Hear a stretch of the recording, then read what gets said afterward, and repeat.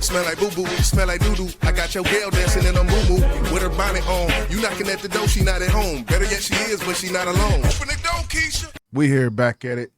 Flow Decoded. YJ. Back in this thing.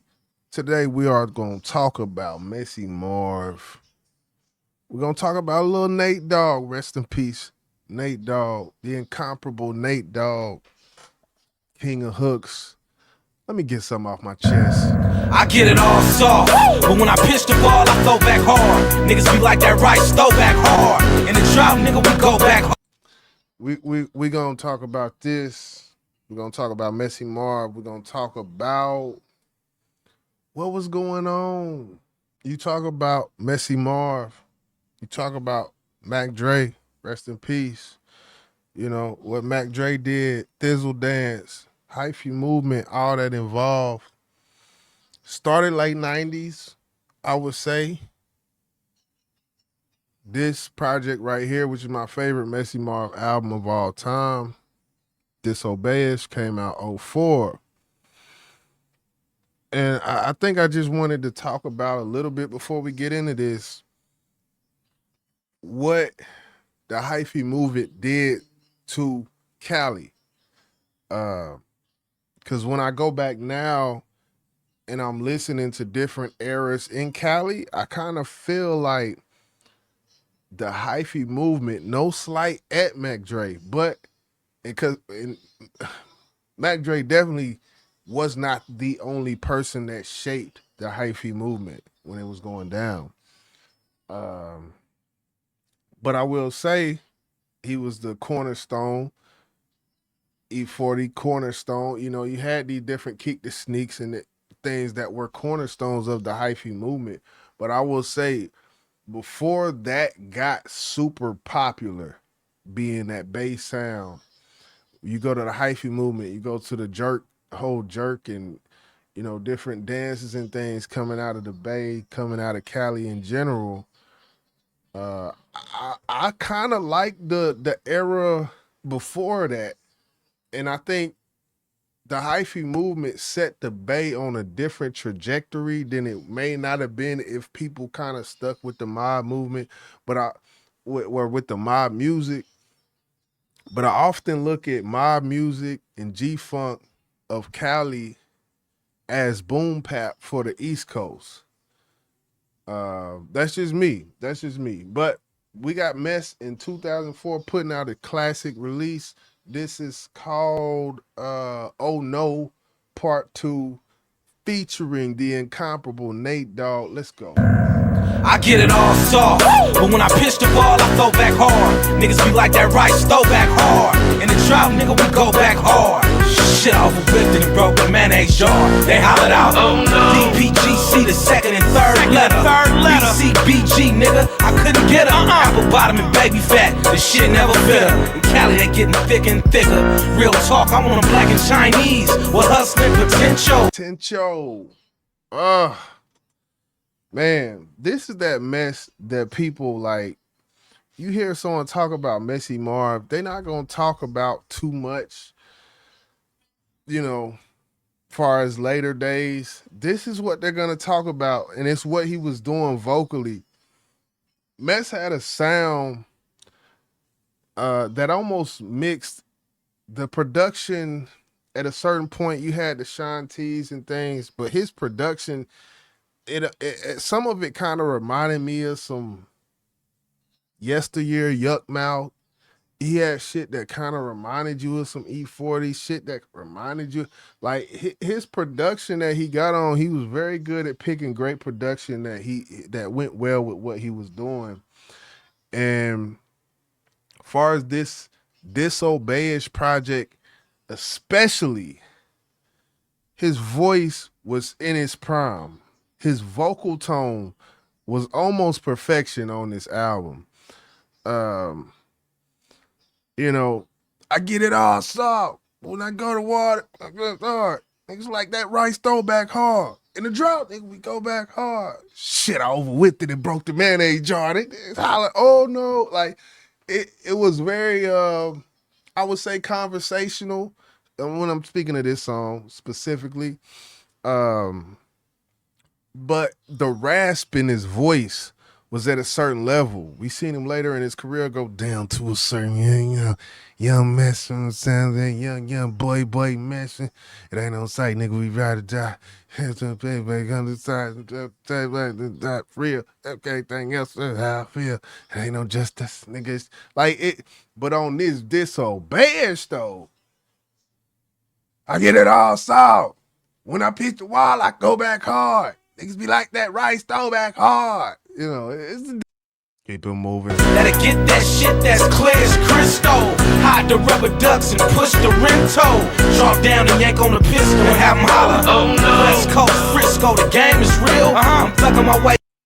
And I really salute Nate Dogg for doing this track, man, because you know, a lot of people, they think of Nate Dogg, they think of all his collaborations. Oh, he did a song with Fabulous that was on 106 in Park and 50 Cent, 21 Questions, and shut the no, let me stop. But this goes to show, man, hey, that boy Nate Dogg, man, he was special. He was special to the from the Bay to LA to Cali, through Cali, man. Cali King, nationwide chorus legend.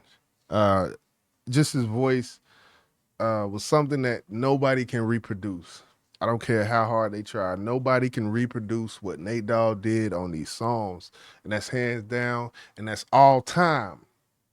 I'm not talking about an era when I speak about Nate Dogg. I'm talking about all time. What he did on songs would translate today. You hear everybody sing, rapping and shit. You know, you hear, you know, art. Guys, I ain't gotta explain. Let's go, man. Let's talk about Mess. Well, I done made your deal. And these sponge ass niggas be soaking me still. I'm working best. This ain't no pop out grill. Them hoes holler. Oh no. Some them niggas from the west side. Why silly niggas picking out right? I hit a hoe and toss it to the side. You know. Oh no. You know them niggas that they don't play. You step to me, I'm fucking up your day. Snatch your ass and stick you like tape all day. Oh no. Nigga, I'm alright on the turf. All night on the turf.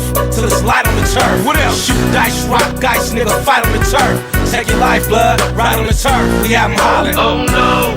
You fags fucking with heat. Fucking with heat. Fully with this drum, I'm fit up under the seat. What's beef? Beef is when I pull out blammy. That'll cut loose 100, man, without jamming. Yes.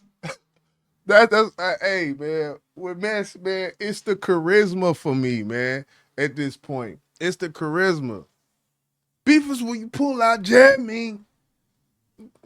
Let loose 100, man, without jamming. Like, just that alone, he had a whole cadence going.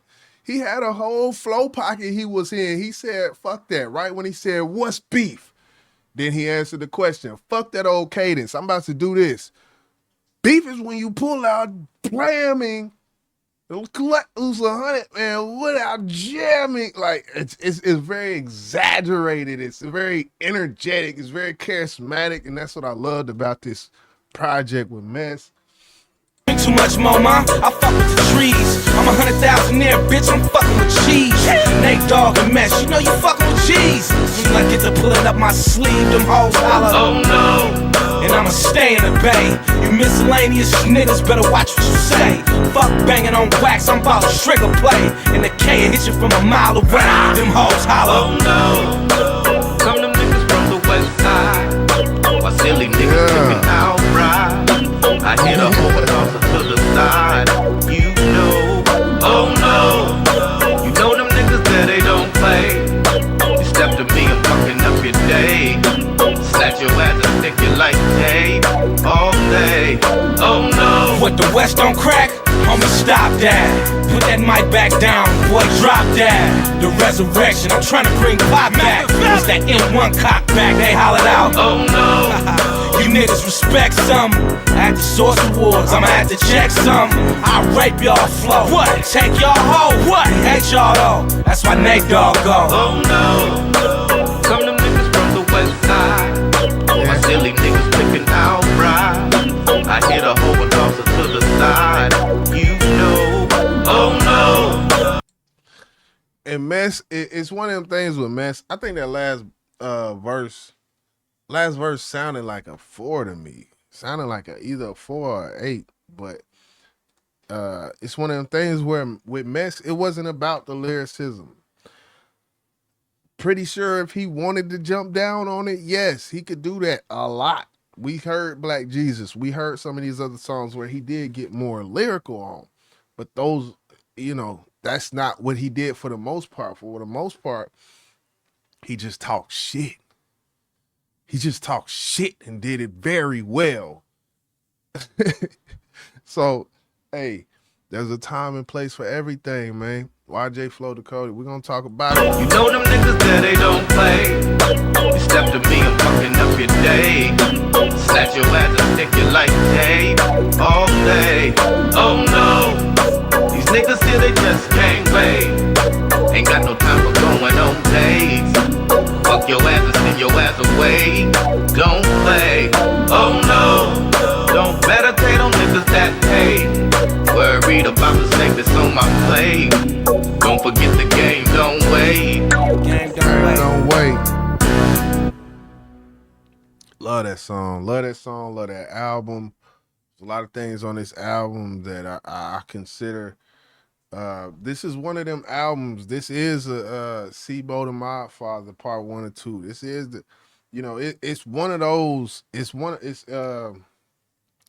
Yuck Mouth, the double disc album. Fuck. Y'all know what I'm talking about. I'm gonna go back to the beginning when I started off. I do feel like the Hyphy movement kind of shifted the trajectory of the sound of Cali music.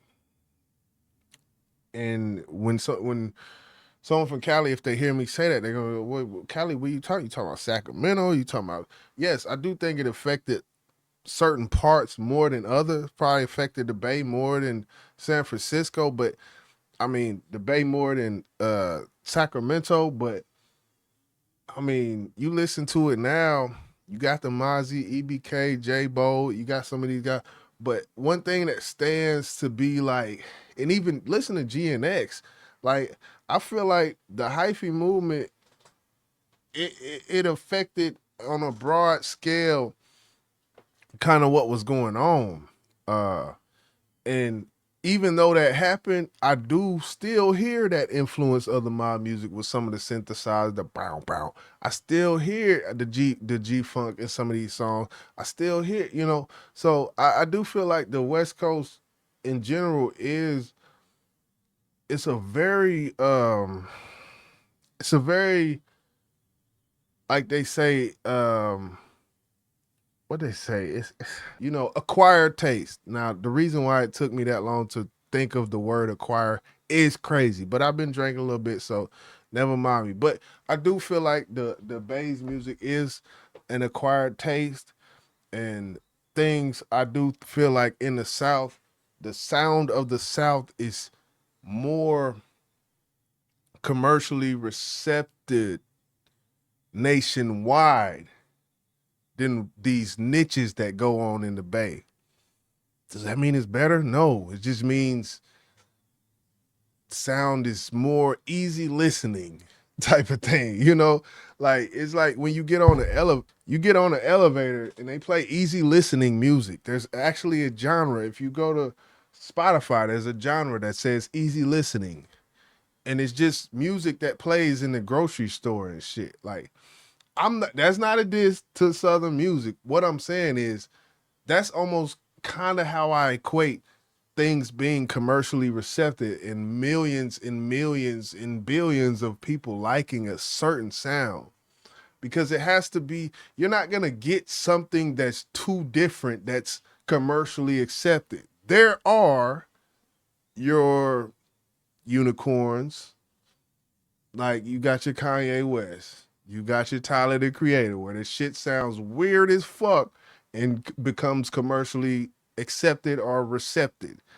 But for the most part, there's a certain sound that I think commercial listeners and casual listeners can grab onto. And for the most part, that's not gonna be a Brother Lynch. That's not gonna be a EBK J-Bo. That's not gonna be a C-Bo. That's not gonna be a. I done got to rambling, and that's actually good. I love when I ramble on Flow Decoded. YJ, hit that like button for hip hop. I'm about to leave now, so bye. Smell like boo-boo, smell like doo-doo. I got your girl dancing in a moo-moo with her bonnet on. You knocking at the door, she not at home. Better yet, she is, but she not alone. Open the door, Keisha.